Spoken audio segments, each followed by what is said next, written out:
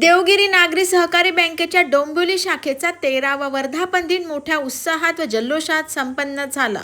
देवगिरी नागरी सहकारी बँकेच्या डोंबिवली शाखेचा वर्धापन दिनानिमित्त सत्यनारायणची पूजा व ग्राहक स्नेहसंमेलनाचे आयोजन करण्यात आले होते।